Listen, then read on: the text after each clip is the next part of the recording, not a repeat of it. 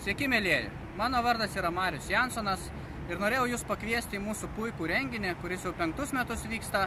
Tai yra šeimos finansų savaitgalį, kuris vyks spalio 29 dieną. Šis renginys gimė todėl, kad iš tikrųjų buvo poreikis iš žmonių, nes žmonės pastebėjo, kad turi daug pasirašę finansinių sutarčių, ir pensijų, ir gyvybės draudimų, ir paskolas, kas turit pasiėmę, ir mokesčius mokat.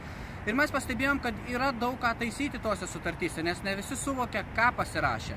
Ir mes tą renginį padarėm su 11 nepriklausomų ekspertų, kurie padeda žmonėms susivokti tose finansinėse sutartyse ir sutaupyti tikrai daug mokesčių, kuriuos mes mokam bankams, gyvybės draudimams, ir optimizuoti gal mokesčius galima, kai jūs dirbat su darbo santykiais.